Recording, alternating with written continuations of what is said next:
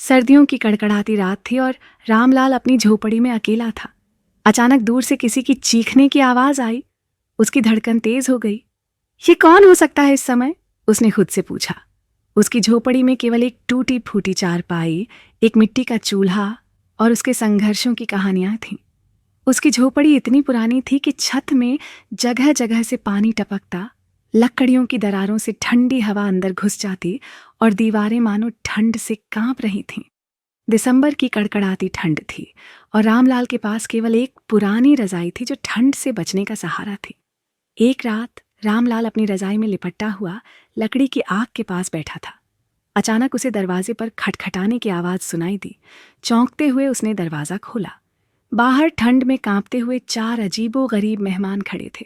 पहला था एक काला मोटा कुत्ता जिसकी नाक से भाप निकल रही थी। दूसरा था एक बिल्ली जिसकी आंखें रात में चमक रही थीं। तीसरा था एक छोटा खरगोश जो ठंड के मारे थरथरा रहा था। और चौथा था एक तोता जो अपने पंख फड़फड़ा रहा था।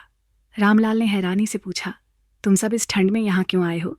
कुत्ते ने जवाब दिया, मालिक, हमें ठंड से बचने के लिए एक जगह चाहिए। क्या हम अंदर आ सकते हैं? रामलाल सोच में पड़ गया। उसकी झोपड़ी छोटी थी और खुद के लिए जगह कम थी, लेकिन उसने सोचा, अगर ये बाहर रहे तो मर जाएंगे। उसने कहा, आ जाओ, पर जगह थोड़ी तंग होगी। सभी जानवर अंदर आ गए। झोपड़ी में जगह कम थी, लेकिन रामलाल ने सभी को अपनी पुरानी रजाई में लपेट लिया। कुत्ता रामलाल के पैरों के पास बैठ गया। बिल्ली उसकी गोद में आ गई। खरगोश लकड़ी की आग के पास जम गया और तोता रामलाल के कंधे पर बैठ गया। थोड़ी देर में ठंड का असर कम हो गया। रामलाल ने देखा कि जानवरों की गर्मी से झोपड़ी का माहौल थोड़ा गर्म हो गया था। वह हंसते हुए बोला, तुम सब तो मेरे लिए हीरो निकले। ठंड तो अब मुझे महसूस ही नहीं हो रही। अगली सुबह सूरज निकलते ही जानवर रामलाल का धन्यवाद करने लगे। तोता बोला, तुमने हमारी जान बचाई, अब हम भी तुम्हारा साथ देंगे। रामलाल ने मुस्कुराते हुए कहा, बस अपने आने वाले समय में मुझे याद रखना, शायद तुम्हारा साथ मेरे काम आए। उस दिन के बाद जानवरों ने रामलाल की मदद करना शुरू कर दिया।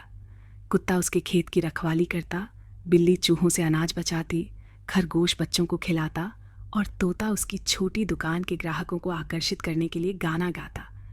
रामलाल की झोपड़ी अब किसी महल से कम नहीं लगती थी।